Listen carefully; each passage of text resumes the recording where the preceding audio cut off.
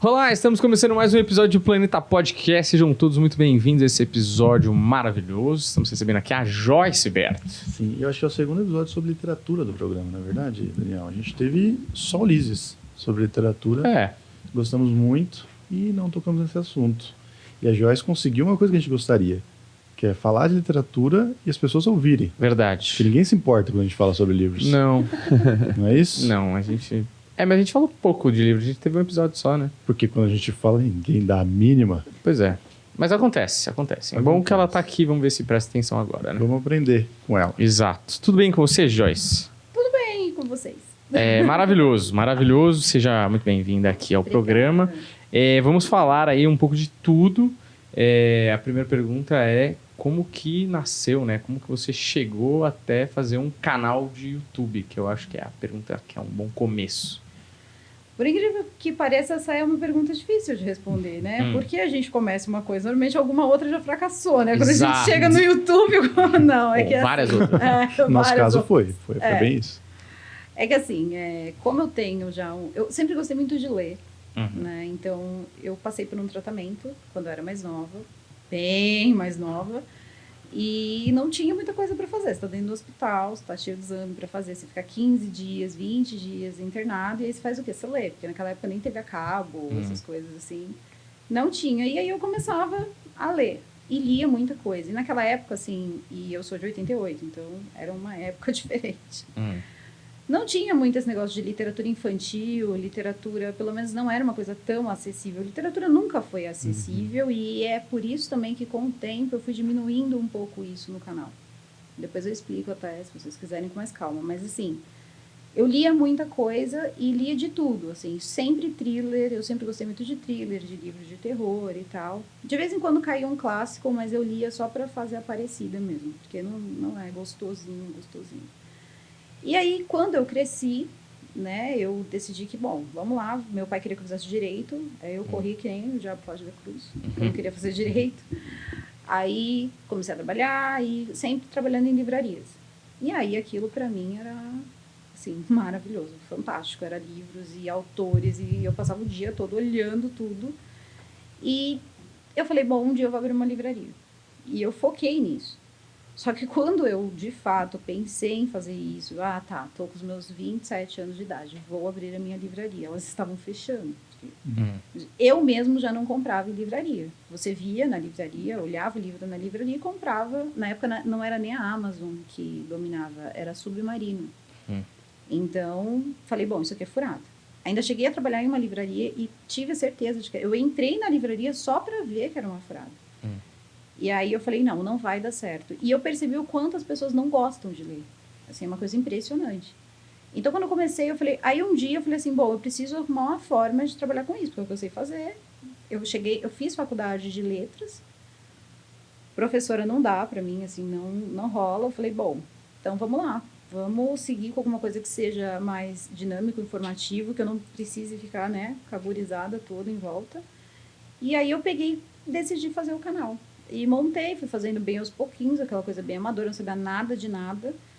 E eu comecei a mostrar os livros para as pessoas e tal, e eu ia passando um pouco das informações do que eu lia, só que no começo eram livros mais assim, eu falo que são livros para entretenimento, né? Você vai lá, você pega o Stephen King, agora a minha querida Anne Rice e tal, o pessoal tinha muita curiosidade, todo mundo só conhece uma Entrevista com o Vampiro, ninguém sabe que aquilo é gigante, né? Aquela coleção e tal. Só que além do retorno ele não ser bom, e aí depois a gente vai entendendo também, porque o retorno não é bom, você vai percebendo que a disparidade é muito grande. Quando você abre, por exemplo, você faz uma compra, tem o famoso book haul, que você mostra os livros que você comprou. Só que você está comprando, você comprou essa cortina, você vai colocar no seu podcast, não importa quanto custou essa cortina, você vai precisar dela. Então, o livro era meu instrumento de trabalho. Mas as pessoas que assistem, você faz daquilo um show. Então, as pessoas querem aquilo. Numa época que as pessoas estavam como? Sem emprego, entendeu? Eu comecei o canal em 2018. Então, o pessoal começou a ficar desempregado. E começou muito aquela questão assim, nossa, eu quero. E aí vinha uns adolescentes, às vezes chamavam no direct, nossa, eu não vejo a hora de começar a trabalhar para poder querer. E aí eu percebi que eu estava gerando mais frustração nas pessoas do que, de fato, vontade. Então, eu falei, não, o que eu tenho que fazer é escolher uns livros que ensinem alguma coisa que as pessoas, tanto adultos como os mais novos, queiram comprar, porque muitas vezes é o pai que não compra o livro porque só interessa ao adolescente. Mas se for um livro que o pai também quer ler, o adolescente tem o livro. E aí foi mais ou menos nessa época que saiu o livro do Ulysses Campbell, que para mim foi um grande marco, porque eu li porque eu pensei assim, isso era uma coisa que acontecia muito em livraria. Saía o filme no cinema, as pessoas saíam, a livraria já era próxima ao cinema, era Martins Fontes do Gonzaga, e elas já iam direto comprar o livro. Então eu pensei, lógico, a gente trabalha, todo mundo aqui trabalha por visualização, você não quer fazer um vídeo para não ser visto. Então o que eu fiz? Eu fui lá, comprei na pré-venda, porque nenhuma editora nunca me deu nenhum. Sério? Nada. Tanto que hoje chove, editora, eu faço questão de dizer não olho nem a proposta. Porque são coisas assim que são muito pontuais, você precisa daquilo. Então são pessoas que não acreditam no seu trabalho, então você sabe também que você não vai agradar. E aí eu peguei, o que eu fiz? Eu comprei o livro e eu assim... porque eu sento com o livro de fato. Ele vai numa tarde. Se eu não tiver mais nada para fazer, o que é muito difícil, a gente dorme mal, dorme mal, come mal, a gente tem uma vida meio estranha. Mas eu sento com o livro e leio ali tranquilamente. E aí eu, muito assim, ainda no início, peguei o da Suzane. O filme da Suzane ia estrear se não me engano, dia 2 de abril. E o livro ele saiu 30 de março, dia do meu aniversário. Chegou na minha casa. E dia 2 de abril já estava com o vídeo pronto. Só que já tinha começado a pandemia, então o filme não ia sair mais. É aqueles 2 filmes, eu cheguei a fazer até o vídeo. Não deu certo, acabou não indo para o cinema, saiu agora há pouco tempo, acho que na Amazon. Amazon, ou foi Globoplay. Não, é do Rafael Montes com a Ilana Casoy, né? É, exatamente. Então aí o que acontece? Não que o filme fosse grande coisa, que eu estivesse esperando, porque não. Eu conheço tanto a Ilana Casoy, o trabalho da Ilana, como do Rafael Montes, mas assim... Eu sabia que isso ia ser um hype para as pessoas quererem ler. Só que acontece que o Ulysses Campbell, por exemplo, ele nunca me mandou... Eu contei praticamente o livro dele inteiro. E o que eu vendi de livro, eu sei porque eu deixo o link na Amazon. E as pessoas, elas, além de marcar nos stores, eram muitos, todos os dias. E o canal disparou, assim, de quantidade de inscritos. E eu contei o livro dele inteiro. E eu falei assim, agora eu tô ferrada, porque ele vai me mandar um direct e falar, escuta aqui. Você está contando meu livro inteiro. E não aconteceu. Porque acredito que ele entendeu que, além de despertar as pessoas... E aí você percebia fotos, por exemplo, de mães e filhas segurando o mesmo livro. Que mãe não quer que uma filha saiba que não é legal matar os pais? Então, isso começou a acontecer. Eu segui na mesma linha. Aí eu fui pegar outros crimes que tinham livros. Aí eu peguei o dos Nardoni. Peguei o dos Nardoni, fiz o dos Nardoni, foi o mesmo hype.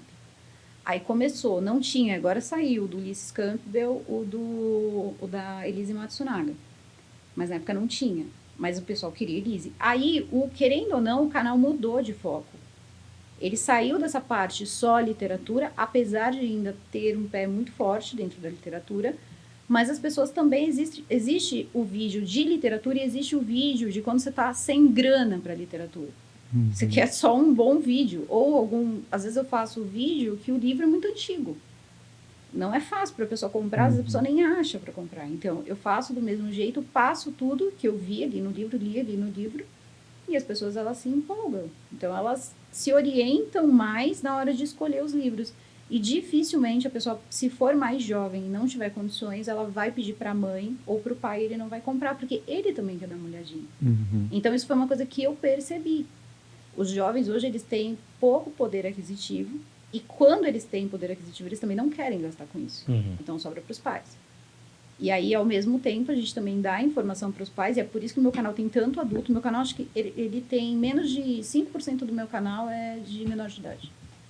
A maior parte deles é de adulto mesmo, acima dos 34 anos. Então, assim, são pessoas que consomem muita literatura e também, às vezes, tem um irmão mais novo e tal, e o pessoal vai lá, às vezes me manda lá, tá começando, viu o vídeo de Annie Rice, viu que tinha um monte de livro, aí já estão comprando, e eu aviso que é difícil, às vezes eu tenho preço de cabeça, livro normalmente não muda muito o preço, e eles vão continuando. Então, sempre tem isso. Aí também tem os membros, que eu faço normalmente um clube da leitura. Por que eu faço? Ninguém lê, no fundo, tá? Ninguém lê, mas assim, eu abro normal e falo sobre o livro. Porque aquela pessoa sai dali, eu tento pegar livros bem, assim, pontuais. para fazer um clube de leitura, as pessoas saírem de lá com uma informação bacana, pelo menos ele sai de lá e consegue conversar sobre determinado assunto com mais facilidade. Então, ajuda, de alguma forma. E muito raramente eu pegava um clássico e colocava ali na mesa, assim, para trabalhar mesmo. Só que hoje em dia o pessoal quer muito conteúdo, né? Só que eles já estão acostumados que não é assim. Eu tenho um processo que eu não tenho ninguém para editar, ninguém para mexer com essa parte de câmera. É só meu marido que ajuda com a parte gráfica mesmo, são as fotos, entra com uma introdução e tal. E eu tento não mexer, não modernizar tanto aquilo, o lance da tela verde, que eu tava brincando porque no fundo eu achei bonitinho isso aqui.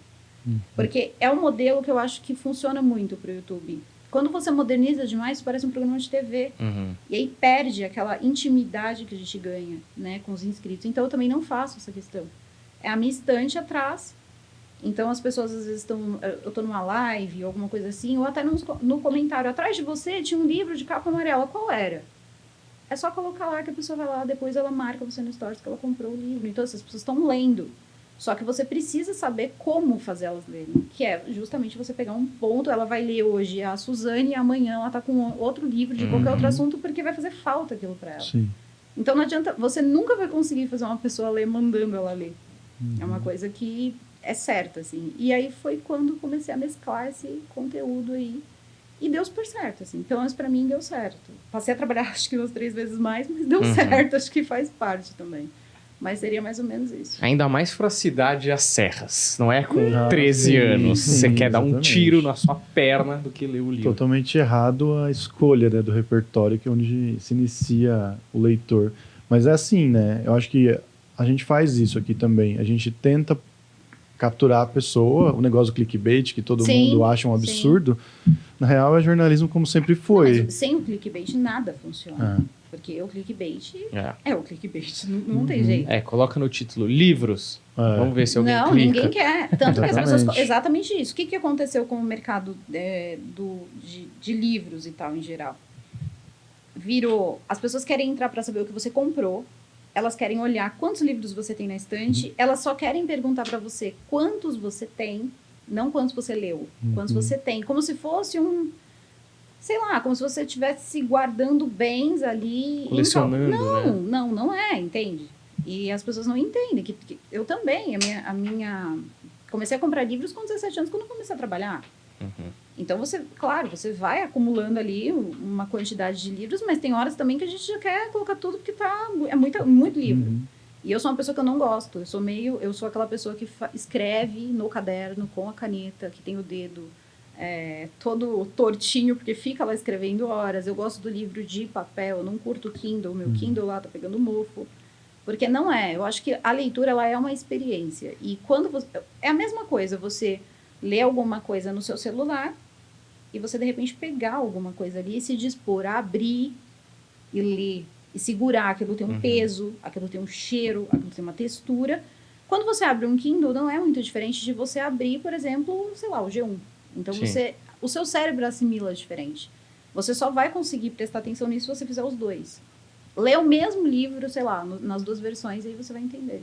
É uma relação mais fria com o Kindle, né? Exatamente. Você entra, viaja, tanto que eu tenho muita mania de aqui, ali, porque pra mim, de fato, é meio louco isso, mas acho até que isso aí já era coisa de psiquiatra, mas a gente... De fato, você entra mesmo no negócio. Parece, dependendo da situação e do autor, claro, tem que ser bom, parece até que você sente o cheiro. Então, a coisa é uma experiência total, mesmo, não tem jeito. Total. No final, eu quero falar um negócio, e eu vou falar de um livro que é exatamente isso. Quando eu penso nele, parece que eu sinto o cheiro do lugar, eu sinto o clima, o friozinho da situação, assim.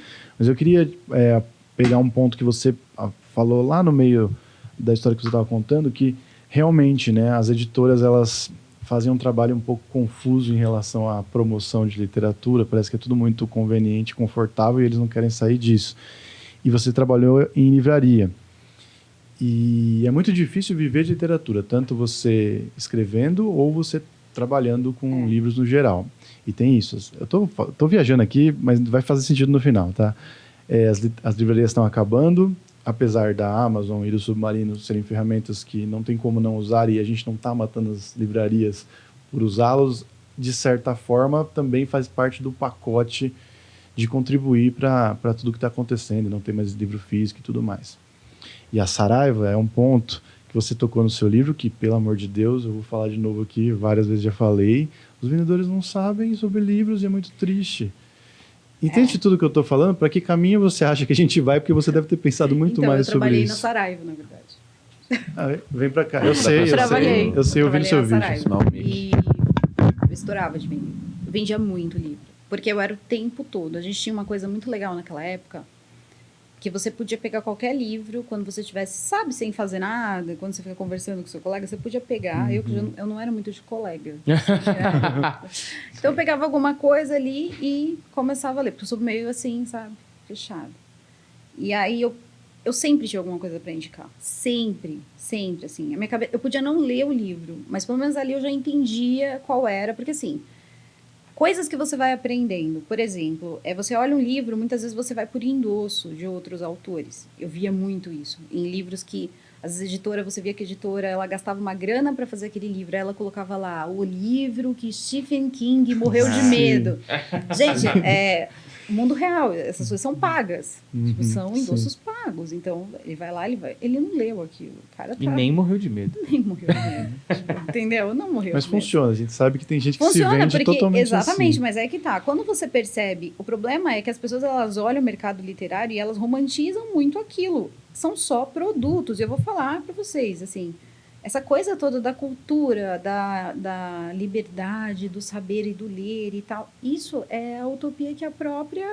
É o que eles vendem para você e embute no preço. Você compra o livro e lá está embutido o teu sonho. Tipo, você vai ler mais, você vai falar melhor, você vai ser um ser humano melhor. E nem sempre. Né? Senão não tinha tantas pessoas aí super cultas presas. Vamos pensar dessa forma. Então, claro que é muito bom, é muito legal, mas também não é assim que funciona. E a Saraiva, ela te dava, assim, esse... Porque a ideia é fazer com que você... Eles foram muito burros quando eles decidiram que eles iam cortar o salário das pessoas.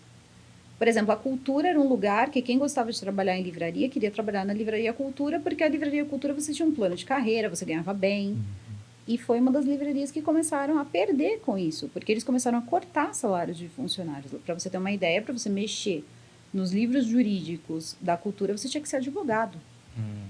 Então, assim, e você ganhava para isso. Você ganhava referente ao seu conhecimento. A Saraiva não tinha nada disso. Então, mas eles davam aí para você, assim... Tinham pessoas que perdiam o seu tempo fazendo isso? Tinham, mas não eram todas. Então, eu sempre tinha alguma coisa. Vamos dizer, eu mesmo sempre tinha alguma coisa. Eu aprendia com os clientes e também ensinava muita coisa. E você vai aprendendo que, assim... Eu sempre falo da página 70. Se você quer saber se um livro é bom, você abre na página 70. Você dá uma olhada... Na 70, se o cara não tiver habilidade, ele já está perdendo já o fôlego. O resto vai ser só enrolação. Então, eu tinha muito isso. Eu lia, né? Ali, mais ou menos, ali do que se tratava o assunto, abria na página 70, dava uma olhadinha. Deu certo, vai para frente. Aí, até continuava a ler. Dependendo, eu nem comprava. Mas tinha muitas coisas. Por exemplo, você tinha descontos bons para você comprar livros quando você era funcionário. Isso tudo cria uma construção. Existiam pessoas que, quando eu estava de folga, iam até a livraria e voltavam. Ela está de folga, eu vou esperar ela voltar. Mas se tivesse outro funcionário que também soubesse indicar o que essas pessoas gostam, aí elas ficariam. E aí, quando eles começam isso está acontecendo em muitas empresas, na verdade. Você, por exemplo, você liga por um banco, você precisa de uma informação. Se você ligar 50 vezes, você tem 50 informações diferentes. Então, assim, não existe mais um padrão. As pessoas, elas estão ali e o salário é muito pouco, elas não vão continuar ali. E a livraria, ela de fato é uma profissão de carreira longa. Eu conhecia um senhor, o nome dele é Renato, da Martins Fontes também. E olha, Martins Fontes sem propaganda, porque assim, vocês não são nem tão legais. Mas assim, ele, por exemplo, ele era um gênio. Ele trabalhava em livraria há mais de 40 anos. Ele chegou a ter um emprego e nas férias ele ia para a livraria. Mas quer dizer... Se ele estivesse lá o ano todo, seria muito melhor, mas não queriam pagar um salário que ele pudesse viver. Aí, quando ele aposentou, aí contrataram ele de novo, então ele já é uma pessoa de bastante idade. Mas conversar com aquele cara, assim, se conversa com ele uma semana direto, sem dormir. Ele te ensina muita coisa. E é esse tipo de pessoa que você olha e você fala assim, o cara é um gênio no que ele faz, mas acontece que o que é isso? Você é só um livreiro. Então, isso não é monetariamente interessante e também as pessoas olham e falam, é o cara do livro. Então, é aquilo. Hoje em dia, as pessoas elas se batem se você não chamar um advogado de doutor. Mas o livreiro, que de fato fica ali dentro de uma livraria aprendendo, lendo, inclusive os livros que vão vender para um médico, para um advogado e etc., ele não é chamado de doutor, ele é o carinha do livro.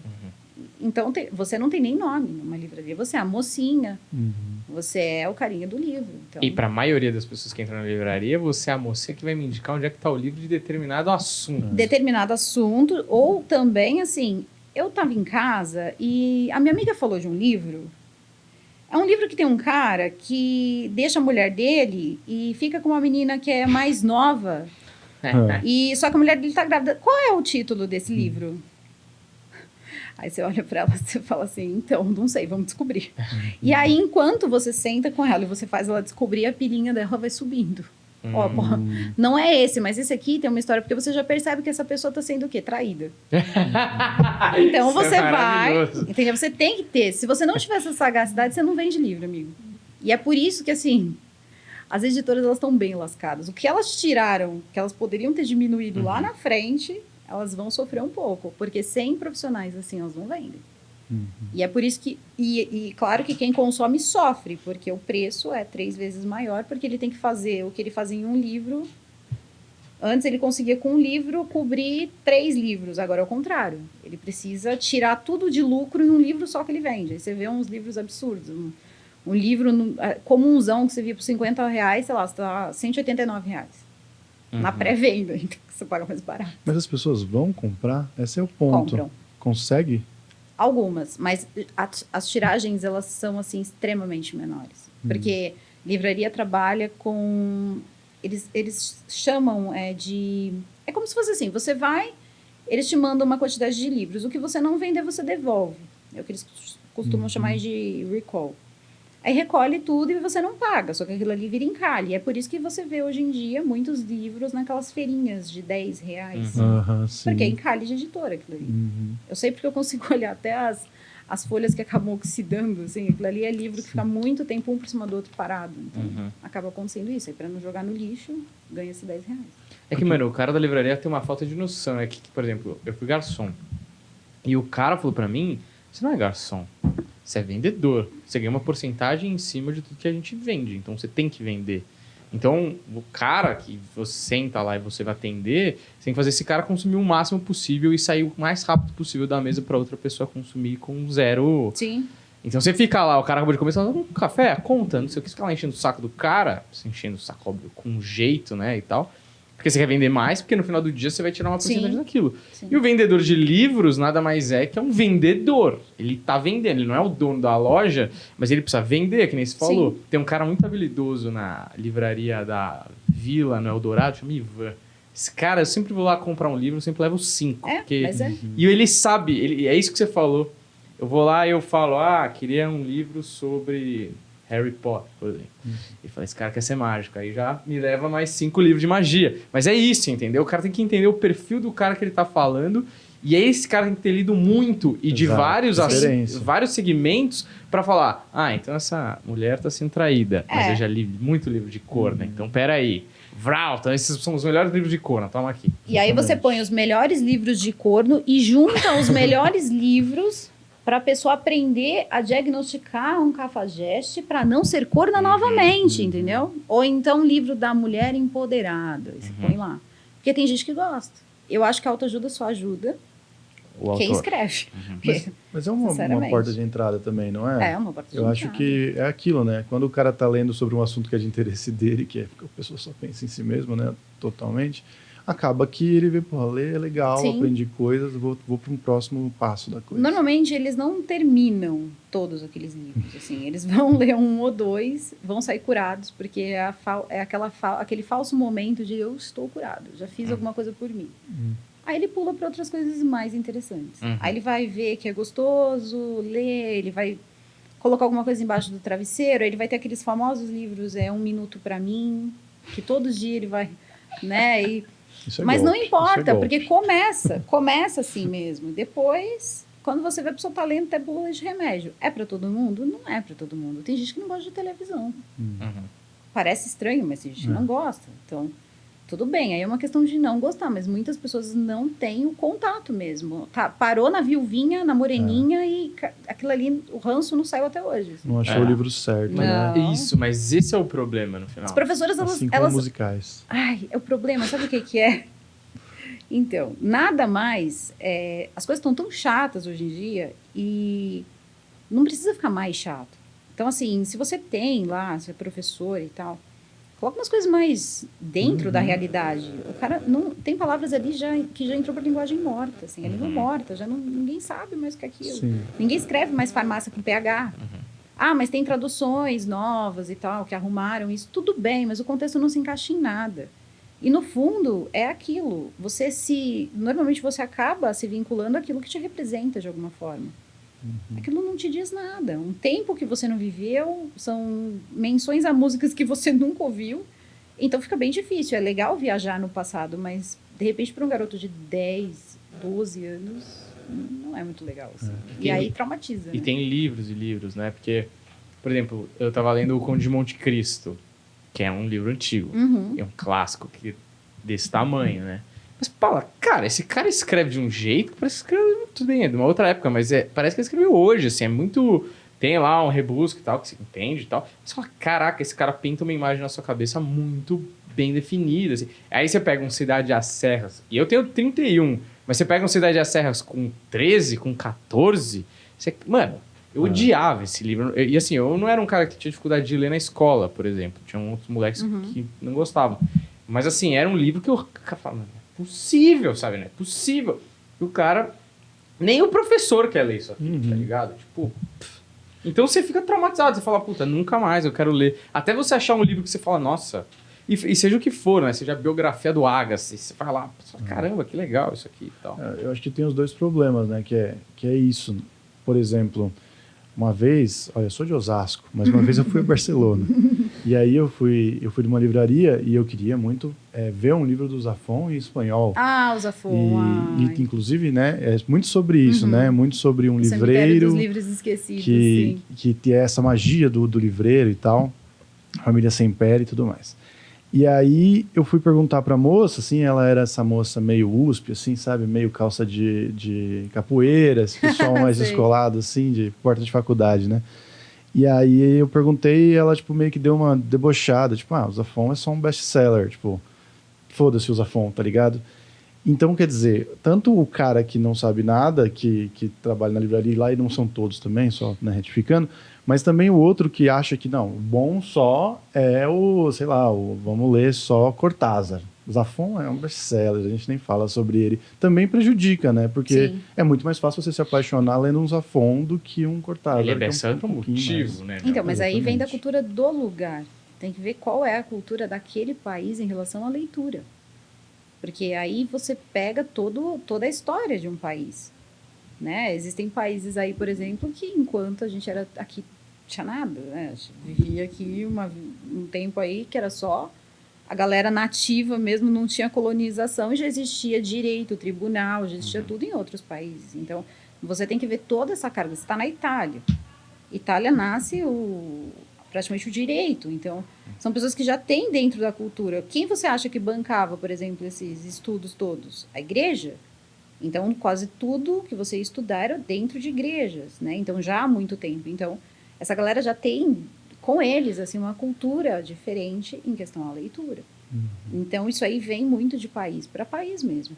Londres, por exemplo, as pessoas, elas andam praticamente naqueles trenzinhos, né? Que tem os metrozinhos aí de Londres, os trens. O pessoal tá lá. Como batom é uma coisa que eles não tiram da boca, o livro também não sai da mão. Tá sempre na mão deles. Então, é cultural mesmo, do lugar. E o Brasil, no fundo, ele não tem essa cultura da leitura.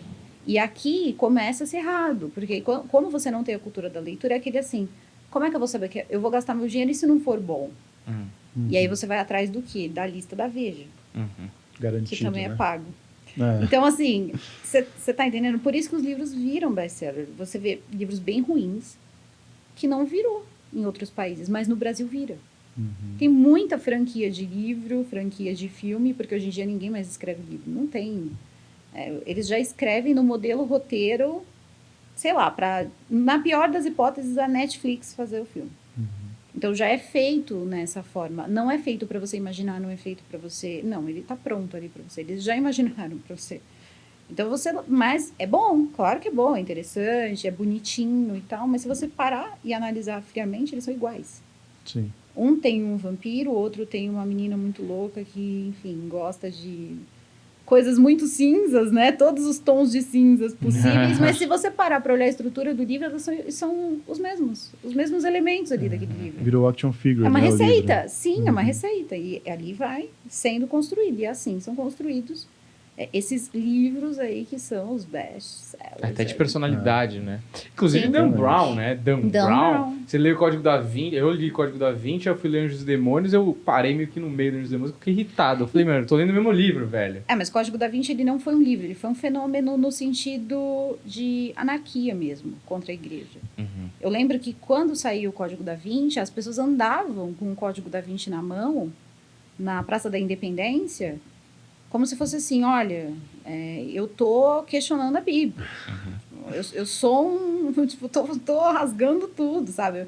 Foi, acho que, uma das primeiras manifestações, porque assim, hoje em dia é muito difícil você pegar uma pessoa que ela tem alguma cultura e ela tem um pouco de vergonha de dizer que ela acredita em Deus ou que ela acredita na Bíblia. Parece que ficou uma coisa marginalizada. Isso é coisa de pessoas que não são instruídas. Mas aquele era um momento que você via, pela primeira vez, talvez, pessoas de 14, 15 anos, elas andavam com o Dan Brown ali, com o Código da Vinci, como se fosse a Bíblia deles, assim.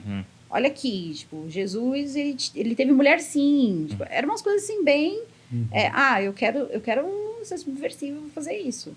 Então, eles tinham essa jogada e tem... Então, o Dan Brown ali, ele vendeu muito livro porque tinha alguma coisa que também já vinha de outra, que era o tal dos livros apócrifos. Então, quando ele começa a tocar nesse... Porque os livros apócrifos são aqueles livros que todo mundo quer saber, mas ninguém quer pegar para ler. Sim. Então, quando você vê que tem alguma coisa, olha, mas tem um livro apócrifo e tal, que fala sobre isso, e tá no livro do cara, tá? Legal, então eu vou andar com ele na mão, porque afinal de contas, eu vou mostrar que eu sou diferente. E aí você também já via uma classe que a igreja, por exemplo, não abraçava. Você via muito gótico, você via muito... Galera na época de ser emo e tal, eles andavam... Era o Código da Vinci junto com o livro de jogar RPG. Porque era, querendo ou não, era uma proposta diferente. Se você se você parar para pensar, ali tinha uma descendente de Jesus dentro do livro do Código da Vinci. Então, isso para pensar no tempo. Isso aí tem o quê? 20 anos? Era complicado você dizer isso há 20 anos atrás. Olha, Jesus Cristo teve mulher, era Maria Madalena e tal. Então, hoje em dia ninguém mais nem liga pra isso, mas na época era pesado. Mas não é muito diferente do velho do Zap também, né? Não. Porque uma teoria da conspiração é bem atrativa, né? Você fazer parte de um grupinho que sabe de uma coisa que os outros não sabem. Ali que a galera começou a falar de Illuminati. Eu não lembrava de... Bom, eu era bem novo, mas... Illuminati e todas as simbologias, porque é muito interessante mesmo, né? Sim, esse livro também, ele deu muito sentido pro olho que tudo vê. Né? Então, tinham muitos elementos que depois o livro foi... E esses elementos ficaram. Na verdade, hoje em dia o povo nem lembra mais de Maria Madalena, nem da descendente de Jesus, nem o nome do protagonista, mas lembra que tinha o símbolo, tal. E aí criou-se toda uma coisa em cima da maçonaria, porque tem ali, né, cenas, assim, bem ali certeiras sobre do que se está falando. E as pessoas vão pegando aqueles símbolos e colocando. Mas é aquilo. Todo livro ele vira best-seller quando o autor ele consegue perceber um anseio. Por exemplo, os vampiros. Por que você acha ali que aqueles livros do Crepúsculo eles trouxeram alguma coisa de bom? Eles venderam tanto. Essa mulher ganhou tanto dinheiro com os livros tão ruins. Porque, no fundo, era o que as pessoas queriam. Todo mundo tinha complexo com tudo naquela época, porque não se usava tanto a palavra bullying. Então, ela era a garota feinha, zoada, pobre, entendeu? Insegura. Que mal tinha roupa dentro do armário. Então, aquela garota conseguiu o cara. Porque, afinal de contas, um vampiro brilhante não é para qualquer pessoa. Né? Então, ela não só ganhou um vampiro, como também um bebê demônio. Então, assim, é muita coisa. E isso, nossa, a galera tava lá, entendeu? Era pipoca e crepúsculo o tempo todo. Aí teve uma hora que alguém disse, isso é ridículo. Essa galera tá branca de pó, isso não existe, sabe? Felipe Neto, né? Mas é verdade. Eu acho que foi o primeiro vídeo que eu vi desse garoto. O meu foi o vídeo que ele estourou, né? Foi o vídeo que eu vi desse garoto. Eu nem sabia que existia YouTube na Terra ainda. Mas ele deu voz a uma outra galera também. Porque por que ele estourou? Porque tinha um monte de pessoas um pouco mais equilibradas, às vezes um pouco mais maduras, que falaram, mano, o que tá acontecendo aqui? Só que, tipo assim... Eu acho que o YouTube, ali que a gente entendeu que é da hora quando alguém tá falando pra muita gente aquilo que você tá pensando. Sim. Foi a primeira vez que eu me vi representado em alguém falando em alguma mídia. Eu tenho um problema com isso, mas tudo bem, então deixa pra lá. Tipo, naquele vídeo ele foi muito certeiro, assim, tipo, eu lembro que falava, era realmente isso, assim. É que era muito ridículo, assim, quando você lia, até... Óbvio que eu li. Eu queria saber o que fazia aquelas pessoas todas estar. É até bonitinho. Se você tiver ali os seus 14 anos, é bonitinho. Mas quando você cresce um pouco, você vai percebendo que aquilo ali, nossa, mas é muito assim. Todos os personagens, alguém vai se identificar. Sabe? Se você fosse mais novo, você ia se identificar com o lobo, porque você curte uma barba grande ou um cabelo grande. Você ia se identificar com fulano de tal, aí a menina que tem uma autoestima baixa, ela ia se identificar com a Bela, e, não, mas olha só como o bem pode vencer. Eles eram demônios? Eram, mas olha só, puderam aí ter um bebê, foram abençoados com um bebê. Então ainda tinha toda aquela coisa, e ainda com o pé, né, na questão maternidade, que hoje em dia isso já não daria certo. Porque mesmo todo mundo sendo vampiro, cadê a vontade do bebê, aquela coisa da criança? Então você vai analisando tudo aquilo, você vai vendo como é problemático e por que aquilo só serve para um determinado tempo. Não é o tipo de livro que vai virar um clássico, não tem como, além de ser muito ruim, não vai virar um clássico, porque não vai abranger vários anos aí a fio. Você não vai ler como você leu o Conde de Monte Cristo e falar, não, isso aqui tá com uma linguagem estranha, mas é legal. E você também só curtiu o Conde de Monte Cristo, porque tem uma história de superação. E quem já não caiu e quebrou a cara?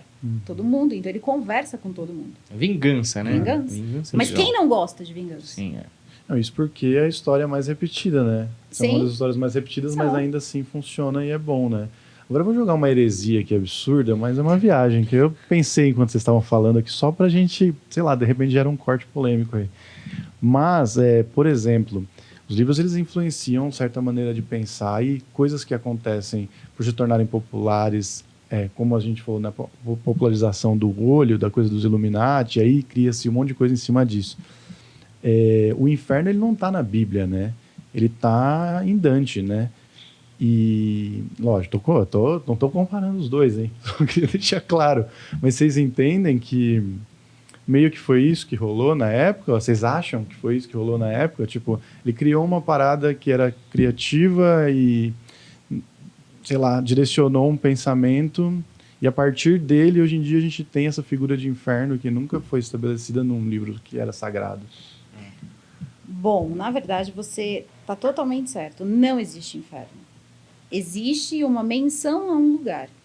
O inferno, de fato, quem criou foi Dante. Inclusive, toda essa parte de ser quente ou frio, as características dos 9 círculos do inferno, quem deu foi Dante. Então, Dante ele fez tudo isso, assim como a cor vermelha do diabo foi vindo. O diabo já teve várias cores, ele já teve, assim como o Papai Noel. Não sei se vocês sabem, mas o Papai Noel era verde, né? Até a Coca-Cola transformar ele em vermelho. Então, também não se tinha uma referência e era, inclusive, até mais assustador. Porque quando, naquela época, eles tentavam... não existia, por exemplo, uma tradução de uma Bíblia. Quando não tinha uma tradução de uma Bíblia, antes de chegar Lutero traduzir uma Bíblia, o padre ele chegava assim para você, você dá esse espaço aqui para mim, porque eu quero dormir aqui. E se você me negar isso, você está no inferno. E aí você pensa, o que é o inferno? Você não tinha uma referência, então ele ia lá e falava para você o que ele via. Então você vê as danações, quando você lê aquele livro Martelo das Feiticeiras, que era da época que começou a caça às bruxas, etc., você vê como aquilo era medonho.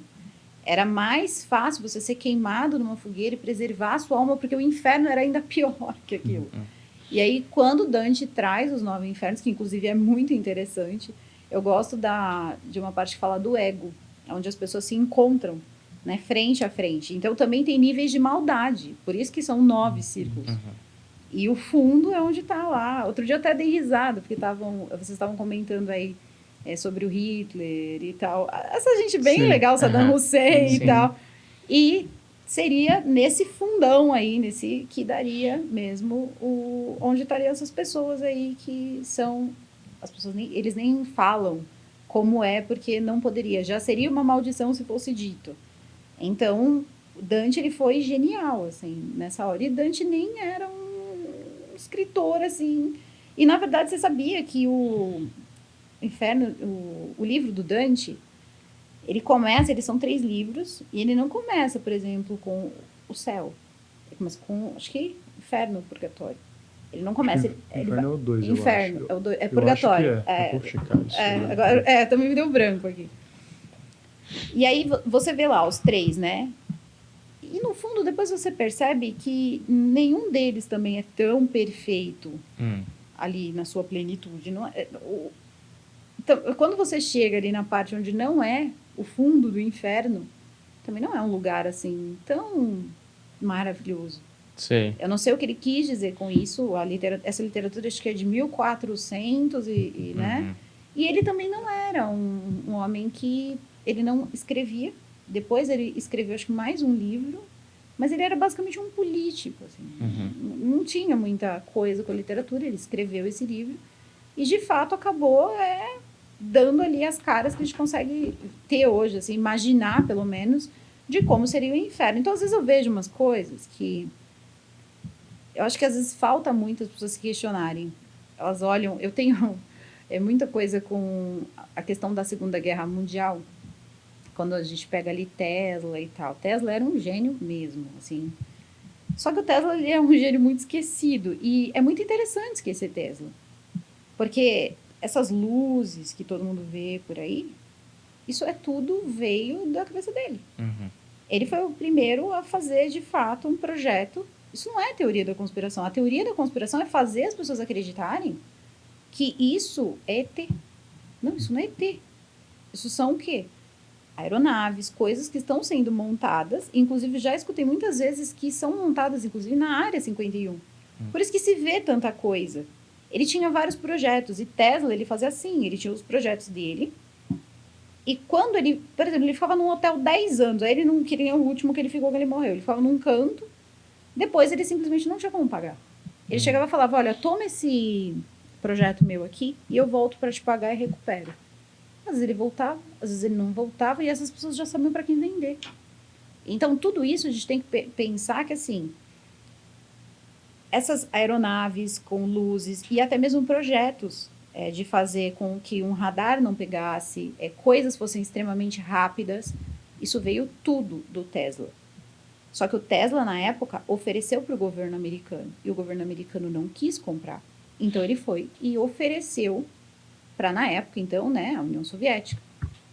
E a Alemanha, Hitler, comprou essas coisas. Então, eles tinham, sim, esse aparato bélico. Estava tudo no papel. Mas era um aparato sem fim. Então, isso, claro, aí fala assim, mas tudo bem, mas é na Alemanha. O que isso tem a ver com os Estados Unidos? Quando a Segunda Guerra acabou, vocês acham que essas coisas gigantescas, como a NASA, por exemplo, quem que inventou? Quem chegou lá e montou? Aquele cara era um ex-nazista. Quem inventou a NASA? Ele era um ex-nazista. Chamava Paperclip. Eu não lembro o nome dele. Né? Não, que eles traziam os cientistas nazistas para trabalhar nos Estados Unidos, todos eles. Porque teve o Tribunal de Nuremberg. E aí o que aconteceu? Principalmente o Winston Churchill, ele fez muito isso. Como ele era lá da Inglaterra, eles não ficavam indo na guerra por acaso. Eles tinham uma ideia. Eram as melhores mentes da Alemanha. E isso não podia ser simplesmente apagado. Entendeu? O material humano pensante naquela época, ele era muito caro. Então, principalmente se uma guerra terminasse, eles saíssem fracassados. Você imagina, você conseguir você se apoderar dessas pessoas para você. Ele vai ser sua posse. Ah, mas o cara vai viver, não importa como ele vai viver como um prisioneiro de guerra. Ele não vai não vai sofrer, mas ele vai ser um prisioneiro de guerra. E ele vai dar tudo que ele souber, porque isso é o que vai custar a vida dele. Se ele não me der, eu apago ele. Então, essas pessoas, alguns deles se dispersaram, outros não. Outros continuaram como? Quando chegou próximo ali de terminar tudo, o Churchill, que já tinha ido diversas vezes até lá, ele já sabia quem ele queria. Inclusive, foi aí que nasce também, né, aquela parte de inteligência da Inglaterra. Começa a melhorar, né, a coisa de inteligência da Inglaterra. Então, o que ele faz? Ele pega as pessoas que interessavam para ele, perto dos interesses da coroa, e leva. E era da coroa mesmo, não era nem do governo, não. Da coroa. E levou. E quando chegou nos Estados Unidos, eles fizeram a mesma coisa. Então, eles dividiram. Quem eu quero... Gente, o Mengele foi encontrado aqui na praia. Então, esses caras, eles não morreram. Acredite, quem morreu foi soldadinho, porque teve um tribunal. Então, alguém precisava pagar por aquilo. Precisava existir ali um exemplo. Mas ninguém... O próprio Hitler, eles dizem que decapitaram o Hitler, depois matou, levou, já foi estudado. O crânio que eles dizem que era do Hitler é de uma mulher. O Hitler tinha 50 sósias. E ainda existem pessoas, aí já cai para a teoria da conspiração. Então, aí eu já, né, me abstenho. Mas dizem aí que, inclusive, ele viveu um tempo no Brasil e depois um tempo ele foi para a Argentina, porque a Argentina também, ela se beneficiou muito com o dinheiro que vinha deles lá na Alemanha, eles mandavam tudo para cá. Então, eles praticamente fizeram as maiores cidades que tem na Argentina, as mais bonitas, porque eles já tinham lá como um lugar para ir se a coisa desse errado. Então, já existia um plano de fuga. E era para a Argentina que eles fugiriam. Outros entrariam pela Itália. Porque o que acontecia? Eles deixavam o dinheiro na Alemanha... Na Alemanha, não, desculpe, perdão. Eles deixavam o dinheiro na Argentina e, na época, eles pegavam e levavam da Argentina, os argentinos levavam em nome deles para o Vaticano. Então, por isso existe tanta polêmica com relação ao Papa e tal, porque lá também era um local por onde eles poderiam passar para poder fugir. Então, o alto escalão mesmo não foi preso ali, ninguém foi para tribunal nenhum. Então, isso aí é sempre os peixinhos pequenos mesmo. Quem tinha muito potencial e, querendo ou não, eles eram muito loucos, mas se a gente parar para pensar, foi lá que se aprendeu a colar um osso. Isso é doloroso de saber, porque se hoje você quebra um braço, você pode colar, é porque pegaram um judeu, quebraram os ossos dele, sei lá, 100 vezes, para saber quantas vezes um osso pode colar. É bizarro? É bizarro. Mas se você disser assim também, que é tão, tão, tão bizarro, quando o seu braço quebrar, você espera colar, porque cola. Mas aí vem de você, se você aguenta a dor. Mas alguém já aguentou para que isso acontecesse. Então, tanto essa parte de mentes, né, que conseguem tal fazer grandes descobertas e tal, como projetos, porque pensa da seguinte forma: quando esses caras foram para outros lugares, os projetos foram com eles, cada um dentro da sua especificidade. Então, o cara ali era bom com naves, com, né, essa parte de construir aviões. Provavelmente esses desenhos aí do Tesla, né, esses projetos foram com ele. E aí vem um monte de gente, mas eu vi luz aqui, eu vi luz ali. Só que justamente isso que acontecia com os projetos dele, era só o que você podia ver. E então as pessoas, e normalmente mais de uma, para que você desse ali para o inimigo mais trabalho. Então, quando ele persegue uma, na verdade, já está muito longe e às vezes você acendeu aquela luz, alguém, sei lá, meteu alguma coisa para derrubar o avião, você só pegou uma luz. Aquilo necessariamente não é a aeronave toda. Então, quando muito se vê essa luz que é extremamente rápida. E normalmente desce porque esses aviões eles também conseguem estar no fundo do mar. Por isso que tem essa coisa do mar e tal. Mas foi para baixo d'água. Mas eles foram feitos para isso. Então, precisa separar também um pouco. Eu não estou dizendo que não exista. Eu, particularmente, nunca vi, graças a Deus. Mas não sei. Tem gente que viu. Mas luzes eu já vi muitas vezes. Mas aí você tem que ver por que está acontecendo. Não são só eles. Isso aí depois foi espalhado. Inclusive o Brasil faz muito teste. Então é bem natural, para falar a verdade. E quando você pega essa questão de governos que dizem, mas é verdade. Porque tem isso, tá? O presidente dizer que Ele, de fato, eu não afirmo e nem nego, né? Mas, no fundo, o que ele quer é distrair mesmo a população. E não vai longe. Vocês podem reparar que sempre que acontece alguma coisa muito séria, a próxima manchete é: luzes foram vistas, isso é no Brasil, isso é em qualquer lugar do mundo, luzes foram vistas em algum lugar e tal, tal, tal. Teve lá aquele conselho que teve lá vários líderes ali importantíssimos que queriam fazer o grande, que a teoria da conspiração adora, né? Resetar o planeta. Então, todos serão iguais. E diz que teve uma reunião e tinha uma pauta, mais ou menos assim, como fariam depois que passa essa pandemia. E aquilo deixou as pessoas, né? Todo mundo já achando que, agora né? Vai ter só um governo, todo mundo vai. Passou 3 dias dessa polêmica às luzes. E detalhe, eles assumindo nos Estados Unidos que as luzes, de fato, elas eram desconhecidas. Porque você distrai uma população inteira com aquilo. E lá eles são muito encucados com isso, é impressionante. Então, eles já ficam atrás daquilo, já meio que esquece. É que nem a Covid aqui no Brasil. Aqui, quando a coisa tá pegando com a Covid, sei lá, acontece uma coisa bem... Tipo, acontece o Lázaro. Tipo, o Lázaro foi o melhor, tipo, tudo pegando, sabe?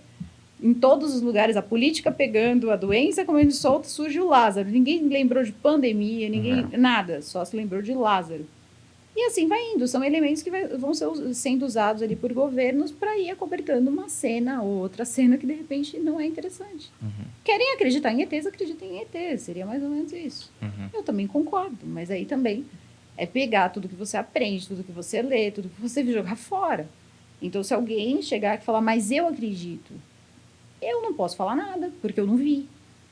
Agora, se ele quiser me fazer acreditar, ele tem que me mostrar, porque eu, sinceramente, não... Mas só uma dúvida que ficou sobre essa questão das naves e tudo mais.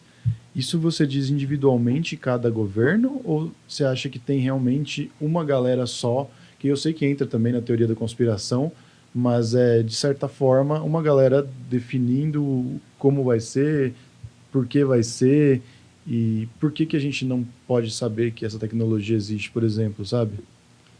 Então, porque eu acho que assim, sinceramente, Deco, é assim, eu não acredito que tenha sido estabelecido que se trabalharia em equipe e tal. Mas com o tempo, vai precisando de uma coisa que chama espaço e dinheiro. Então, às vezes, você vê, nem todo mundo foi para a Lua. Não foi um representante de cada governo que foi para a Lua, né? Teoricamente. Então, conforme essas coisas vão se tornando maiores, aí eles precisam de mais investidores. Esses investidores, eles são de vários lugares. Então, aí o que acontece? Eles vão colocando mais e mais pessoas e aí dá essa impressão de que existe mesmo, e no fundo existe, uma quantidade de pessoas que têm conhecimento daquilo ali. Aí você diz assim, mas por que então as demais pessoas não sabem? Porque talvez, só talvez, eles também não tenham certeza se essas coisas que eles criam vai fazer bem para a população ou mal. E eu estou falando a nível de saúde. Porque você pensa, você está criando algo, às vezes com um gás diferente, alguma coisa que você inventou em um laboratório, para a gente não criar uma polêmica aqui, que de repente cai super mal para a população. E aí não se sabe o que fazer. E aí você demorou quanto? 15 anos, 20 anos investindo e criando aquilo. Só que para criar um determinado remédio para esse problema, você demora 6 meses, 1 ano. E aí você quer eficácia? Não tem como. Então é melhor, porque se você não conta para ninguém, é o velho, quem não é visto não é lembrado. Você não pode culpar ninguém também. Então tudo isso, querendo ou não, se você for pensar, entrar nesse lance de não, se existe uma conexão, por quê? É por isso. Porque aí você não tem quem culpar. Se você tem um monte de gente que você supõe, quem supõe não tem certeza. Quem não tem certeza, uma pessoa que é apontado sem uma certeza, ele não tem o que pagar, ele não tem o que responder. Então isso aí é uma coisa que vai, inclusive, dando para eles mais e mais espaço com o passar do tempo. E não adianta, o cara que ele tem isso, ele tem muito dinheiro. E ele quer fazer o negócio acontecer. Às vezes nem é pro mal. Ele quer mesmo ver uma coisa muito tecnológica acontecer. Só que tudo isso gera, querendo ou não, alguma coisa ali para o meio ambiente. É uma questão de energia também. Às vezes a gente não está preparado para determinados tipos de gases ou de energia mesmo que faz essas máquinas funcionarem, que a gente não sabe que dano pode causar ao ser humano. Já ouviram falar a época que não saia sem protetor solar, porque você vai receber aquele sol e aquele sol. Aí o resultado para você não ter câncer, né, na pele. Aí já tem outros que dizem, não, mas se você não receber o sol, você tem piores, porque aí você não tem vitamina D no seu corpo. Então o certo é você tomar um tempo sem protetor solar. E é aquilo, aí você fica pensando, o sol mudou ou ele sempre foi o mesmo? Se sabe mais ou de repente a atmosfera mudou muito por outros motivos também. E aí teóricos da conspiração dizem diversas coisas, né? Ah, tem ondas, HAARP, é tanta coisa assim, eu fico doida. E ainda mais quando eu vejo que assim, é uma coisa muito Google da vida, sabe? A pessoa joga ali um negócio bem mais embaixo. Assim. Eu acho que são muitas coisas. É porque é muito além, assim. E não adianta você ali no Google, você não vai encontrar, amigo. O negócio é muito sério, entende? E é muito dinheiro. A gente não está falando de alguns milhões. São bilhões. Né? Você vê aquele cara lá, o Robert Bigelow, só naquele rancho, o Skinwalker lá, o cara gosta de ET.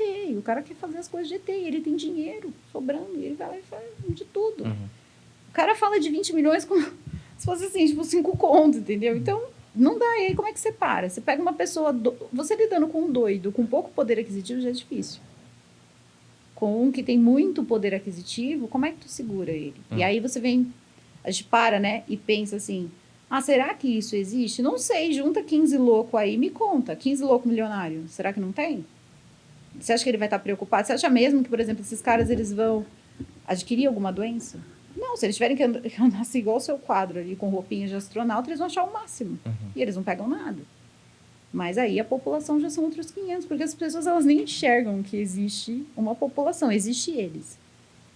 Então, seria mais ou menos isso. Assim, pelo menos é o meu ponto de vista, né, com relação a isso. Eu não sou, assim, eu não costumo ler, nem pesquisar, nem ficar em cima desse negócio de teoria da conspiração, porque eu acho muito perigoso.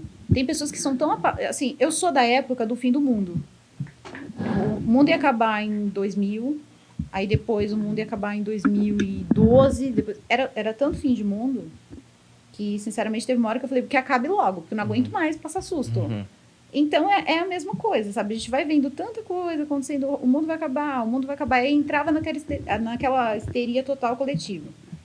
Aí eu lembro que quando caíram as Torres Gêmeas, eu vi um cientista que ele tinha feito um estudo sobre as ondas que nós emitimos quando acontece uma tragédia mundial, por exemplo.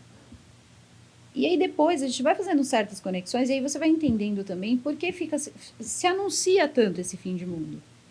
Quando você está naquela vibração forte, existem uns dados que são... Tem um computador que mede aquilo. Inclusive, eles chegaram numa certa pontuação quando aconteceu lá o desastre das Torres Gêmeas, e eles puderam ver que estava todo mundo assim, totalmente ligado, e é como se você tivesse de fato lá. Existe algo matemático que mede isso. Então, esses testes também, o mundo vai acabar, isso também não deixa de ser um teste. E tem pessoas que não aguentam, tem pessoas que se matam. Tem pessoas que vão esperar os ET, vir buscar. Então, tem de tudo. Então, você pensa que conforme o tempo vai passando, e vem uma data limite.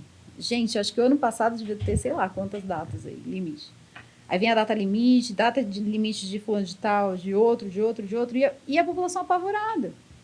E, no fundo, eu acho que ou as pessoas elas gostam de ter, de fato, uma data de término de alguma coisa, ou elas gostam de passar susto. Então, assim, é mais fácil você pensar, a hora que acabar, acabou, porque não tem como saber isso. Aí começou também a questão dos vulcões e tal, começaram todos aí ao mesmo tempo, também é um sinal do fim dos tempos. Então fica difícil. A mesma coisa que você ir num lugar de comunidade e falar assim, eu vou tomar conta para ver se fulano aqui não é bandido. Aí você olha para todo mundo e você fica, meu Deus, será que esse aqui é o bandido completo, meio bandido? Então, não dá. Então, ou você aceita a coisa inteira, ou você simplesmente deixa rolar, que é bem mais fácil. né? E essa questão mesmo, ela pega as pessoas mesmo. Se existe uma grande... E eu acredito que não é nem difícil. E essa questão também do que passamos hoje, eu sei que existe aquela coisa bem otimista, isso vai tudo melhorar, vai melhorar, mas ela melhora, mas ela também se transforma. É muita ilusão pensar que se existisse uma guerra hoje, teriam armas, alguém ia gastar com arma, destruição. Não ia. Você passar num lugar que era lotado de morador de rua, pessoas em condição de rua, pelo menos no litoral. As pessoas desapareceram. Para onde elas foram? Elas morreram de Covid, porque nada abriu para tomar conta dessas pessoas. Mas, querendo ou não, eles limparam a rua, porque para eles essas pessoas são sujeira. Então, você pega... Isso não é uma guerra. Você contar mortos a ponto de existirem tragédias, né? Com 242 mortes, as pessoas dizerem assim, morre mais que isso num avião. Porque já estamparam 600 e pouco na TV, então tiraram a tua sensibilidade. Você já não se sente mais assim sensível porque um avião caiu, matou 300 pessoas. Imagina, só aqui na cidade X do estado X morreram não sei quantas semana passada de determinada coisa. Da coisa, melhor dizendo, né? Então, isso tudo também é um trabalho de desensibilização. E, querendo ou não, essas máscaras é um outro desserviço mental, na minha opinião. Eu não sou contra a utilização da máscara para o sentido que ela foi feita. Mas isso também gera... eu não sei se isso já aconteceu com vocês, de vocês passarem diversas vezes pelas pessoas, vocês não conhecer. O cérebro ele não guarda essas memórias, assim, a gente não tem esse costume. E vai ter uma hora que as pessoas já estão tão acostumadas a colocar a máscara, elas se sentem mais confortáveis, porque a gente também parece que tem uma necessidade de se esconder. E você coloca aquela máscara, às vezes é libertador para muitas pessoas. Então, acho que vai ter um momento que, se isso durar mais, vai ter que, sei lá, fazer um tratamento para as pessoas soltarem a máscara, porque ficou uma coisa assim, eu tenho problema com a minha autoimagem, mas, de máscara todo mundo é igual. Então, seria mais ou menos isso. Então, daqui a pouco, por exemplo, as crianças, eu tenho um sobrinho neto. Não precisa pedir para ele pôr a máscara. O moleque tem 4 anos. Ele chega, ele lava a mão, ele passa álcool gel, ele vive com cheiro de álcool. E máscara. Às vezes, não precisa pedir, o menino já está de máscara. Ele chega para as pessoas e fala, por que você não está de máscara? Ele está se formando, a formação ali da cabecinha dele. E ele já está acostumado a identificar as pessoas de máscara. Peraí, né? É umas coisas assim que eu não acho que não deva acontecer. Eu acho que isso deveria estar sendo levado de uma outra forma, mais contida, para que todo mundo conseguisse trabalhar, mas que parasse com isso. Porque é de coisas pequenas que ficam depois maiores. Você vai perdendo todas as suas referências visuais, você vai perdendo tudo. Quando você olha aquela massa de pessoas de máscara, elas não parecem nem humanas. Então, o que acontece? Todo mundo usa, de repente, dá uma sabotadinha aqui, acalma as coisas, aí dá uma sabotadinha, volta, todo mundo a máscara de novo. E quando a gente olha, a gente está nessa dancinha aí 10 anos. E ninguém mais conhece ninguém. Você pode envelhecer 50 anos, porque agora você está com uma máscara na cara. Então, é difícil. Sei lá. Tipo Não, mas isso faz muito sentido e ter começado com a concepção do inferno e agora pensando essa linha que você juntou no final, isso faz tudo muito sentido. Fala, só queria pontuar isso, porque eu acho que faz muito sentido. Desculpa, eu falo demais. Eu sei que eu dou uma misturada nos assuntos. Não, assim, mas encaixou no final de uma maneira muito bom. Meu marido tem um pouco de problema com isso. Eu vi que ele estava aqui começou, já para reclamar. Tipo, a Joyce, daqui a pouco ela tá com o pé na cadeira e ninguém tira mais ela daí. Eu já tô com o pé na cadeira. Vamos lá, mas meninas. Faz muito sentido sobre a influência e como as pessoas, como a sociedade vai sendo influenciada pela linguagem, né? Como se, inclusive...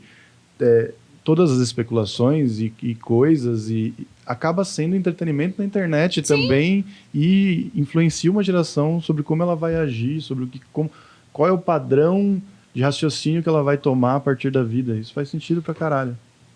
As crianças, às vezes uma criança, se eu chegasse aqui com uma criança, não importa, alguns anos atrás já era assim. Se você tá com seu pai, com a sua mãe, você tá num ambiente seguro, a gente se sente assim.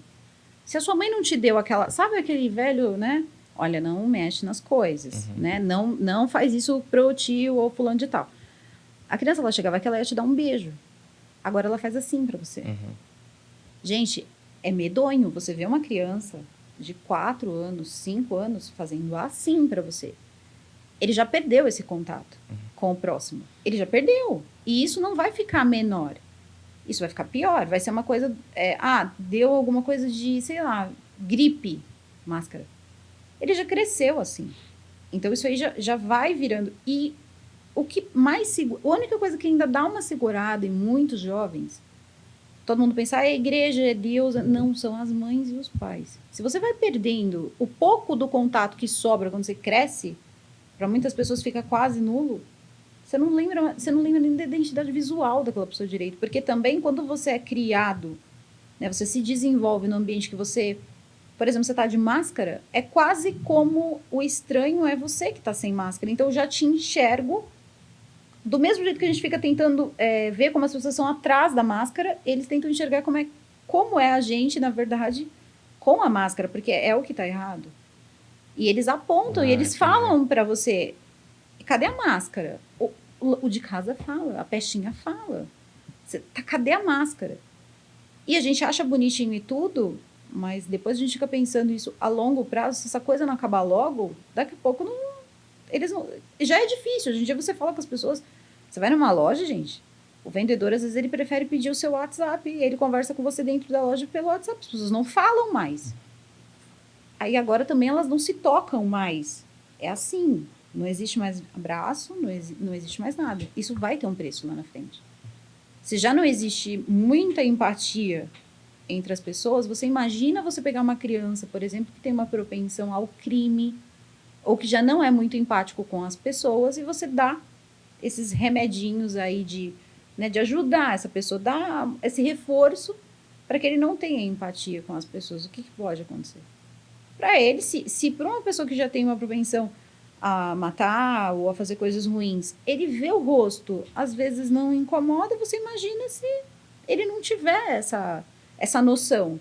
Ele faz e tanto faz para ele quem vai cair, se é mulher, homem, grávida, criança, tipo, para ele tanto faz. E isso, na verdade, é um trabalho. Isso começou também no regime nazista. Isso tem estudo comprovando isso que eu tô falando, e eu não vim aqui para fazer a priori, não. É que assim, não é um estudo comprovando as máscaras, não é isso, tá? E inclusive tem que usar sim. Eu uso o tempo todo. Pro pessoal que tira de contexto, é uma coisa filosófica em cima do conceito, não do prático. Né? O conceito é o seguinte: o que está acontecendo, por exemplo, no shopping, você pode entrar no shopping de máscara. Queixo não é lugar para você estar com a máscara. E as pessoas, elas já estão assim. A praia, ela já está lotada, e ela está lotada desde agosto do ano passado. A cidade estava em lockdown e as pessoas continuavam circulando, porque ia ter as eleições. Então, tinha show de candidato, que tinham pessoas. Então, para favorecer uma coisa, você está conseguindo conter. Mas aí tem alguma data que você precisa lucrar um pouco. Só que esse lucro não vale a pena. Ele vale a pena para quem é um grande empresário. Mas para quem é pequeno, dono daquela lojinha que se ficar fechada 2, 3 meses, o cara não aguenta, já era. Então, assim, se isso não parar, não adianta. Quanto mais essa coisa vai pegando, né? Porque às vezes o YouTube pega com a palavra. Ele vai pegando as pessoas, principalmente os mais jovens, mais forte ele fica quando começam as variantes. Quando se livra disso? Não se livra? Vão fazer como fizeram com a AIDS, fingir que ela não existe mais? Porque você hoje fala para as pessoas tomar cuidado com o Covid, mas ninguém mais instrui os filhos a falar assim, até fala, vê se não vai arrumar um filho por aí, mas ninguém fala, olha, cuidado com a AIDS. Então é mais fácil, você dissipa a ideia, finge que não existe, porque você quer continuar do jeito que tá. Vai ter cidades que vão ter queima de fogos. Tá tudo lotado, o pré tá funcionando normal. Aí eles vão lá, por exemplo, e proíbem o vendedor ambulante da praia. Desculpa, mas isso aí chega a ser ridículo. Porque se a praia já tá lotada, deixa o vendedor ambulante, então, vender as coisas dele. Ou você faz a coisa de uma forma correta e eficaz, ou não adianta, você vai ficar rodando em círculos, que nem um cachorro esquizofrênico, entendeu? Não vai ter muito jeito. E é o que vai acabar acontecendo. Não é uma coisa que é o que a gente deseja, ou o que eu desejo. Não. Eu não acho que a pessoa, ela precisa... Ela não é para ela usar a máscara, é para ela continuar. Teve gente que nem tomou a segunda dose da vacina e não usa mais máscara. E assim, não querer que isso volte, aí também já é demais. E aí daqui a pouco tá tudo fechado de novo e começa... Por quê? Porque isso dá assunto. Porque é nessa hora, é quando a coisa tá no caos, que político A e político B se destacam. Gente, terreno calmo, né? Água calma não faz bom marinheiro. Tô sempre procurando um salvador. É lógico, você precisa... Cadê, né, o seu salvador? Então, para isso se criam os conflitos para poder ter alguém que resolva aquilo para você. O mesmo político que diz, olha, fecha tudo e põe máscara, depois ele manda fazer um show gigantesco de trio elétrico e com a galera toda aglomerada, sem máscara. Então, é assim. E que é a situação real, pelo menos da Baixada Santista, os hospitais estão lotados. Lotados. Eu estava vindo para cá e ainda estava comentando com ele. Falei, aqui o pessoal tem mais consciência, que é uma cidade tão grande, né, com tantas pessoas e com tanta opção de hospital. Tamanho de hospital lá quase não tem. Então, mas mesmo assim, está lotado e as pessoas estão com Covid. A questão é que, às vezes, até o diagnóstico disso é difícil de encontrar. Então, é muito complicado, muito complicado. Eu não vejo essa... Pode parecer pessimismo, mas eu não consigo enxergar que o ano que vem, por exemplo, tudo vai estar bem melhor. Não, eu não consigo. Não dá. Vocês não têm ideia da destruição a pequena escala. As pessoas que eram comerciantes menores, gente, tiveram famílias inteiras que eu conheci que morreram. Começou o pai, a mãe, e pegou os filhos e morreu tudo. Assim, e tudo bem, essas pessoas... Aí teve, né, o julgamento da Kiss. Eu vou parar por aqui, essa questão do julgamento da Kiss, mas... mas são 242 pessoas. Tá pensando o quê? Então, eu tomo todo dia... Escutei esse comentário. Quer que os caras que sejam presos, que não sei o quê, a pessoa saiu para ir para uma balada, ele tem que entender que o risco existe dele morrer queimado. Isso é uma fala que você não ouviria antes da pandemia. A pandemia, ela tirou muito esse negócio. Hoje em dia você escuta, olha, a tia do seu melhor amigo morreu. Cara, era aquela tia que fazia aquele bolo legal e tal. Caramba, do que foi Covid? Caramba, essa doença é terrível. Acabou, não tem uma ligação, fulano, você tá bem e tal. Não tem. A mãe de fulano morreu. Caramba, era Covid, Covid. Acabou. Então, assim, é a questão, né? Vai lá, estampa o número, mas cadê o nome dessas pessoas? Então, quando as pessoas não têm nome, fica difícil. E foi assim que aconteceu tudo o que aconteceu. Todo mundo acha que na Segunda Guerra Mundial aconteceram os campos de concentração assim, né? Que aconteceria de novo. Eu dou muita risada quando eles começam a comparar políticos e eles acham que hoje em dia as pessoas teriam condições de montar o que Hitler montou. Eles não são tão bons assim, eles são mais burros. Eles vão fazendo aos poucos. Então, assim, é devagar. Ninguém vai ver um lugar montado para colocar essas pessoas, apesar de ter tido um apresentador de televisão que deu essa ideia, que deveriam ter campos para colocar as pessoas com Covid no começo. Até que ele pegou, né? Aquelas TVs bem, assim, aquelas notícias pouco sensacionalistas, ele sugeriu. Então, você vê tão pouca coisa perto de uma guerra e as pessoas já estão com essa mentalidade. Então, de onde será que vem essa maldade? Mas tudo bem, foram lá, fizeram, né, o que tinha que fazer, veio a Covid e tal. Mas todo mundo acha e começa a gritar, porque fulano é um nazista e outro é nazista. Eles não têm ideia do que é um nazista. Eles não têm ideia do que foi o nazismo. Hoje em dia, até você falar a palavra judiar, a palavra judiar sempre incomodou judeus. Porque judiar é o ato de maltratar um judeu, matar um judeu. Então, assim, tudo isso eu coloco mais na conta de novas palavras, né, pra gente não dizer outra coisa, mas eu, de fato, acho que essa palavra ela é muito legítima, porque o que aconteceu ali foi muito absurdo. E todo mundo acha que precisa de tudo aquilo de novo acontecer para entrar como se fosse, de fato, um campo de concentração. Ele pode ser sua própria casa. Dependendo, esse negócio também do fique em casa... Ele também não deixa de ser um campo de concentração. Cara, você imagina, você mora, às vezes, você vê as pessoas morando em um quarto com banheiro. Tá a mãe, o pai, os irmãos, os sobrinhos e todo mundo no mesmo lugar. Sem grana para comer, sem nada. Aquilo ali vai virando o quê? Então, aí depende qual é o seu conceito de campo de concentração. Porque aí, se você achar que você vai viver da mesma forma, vai ser o mesmo campo, não vai. Hoje em dia, se você pensar numa guerra, é muito mais produtivo que seja algo biológico. Porque, afinal de contas, você não destrói nada. Você vai continuar aqui, ó. Some Humberto, some Deco e continua esse local aqui. Agora, se você tem uma guerra, você destrói tudo, você tem que depois reconstruir tudo. Então, não, que sejam só as pessoas. E assim, se segue. Então, eu não acredito que vai existir alguma guerra assim que vá para essa parte mais violenta, destruição. A não ser lugares que já são, parece que até marcados para isso mesmo. Isso aí já entra questões do Oriente Médio e tal, que também é um outro rolê muito grande. Mas para lá eles ainda têm essa questão do armamento, que também é muito bom para testar arma nova, né?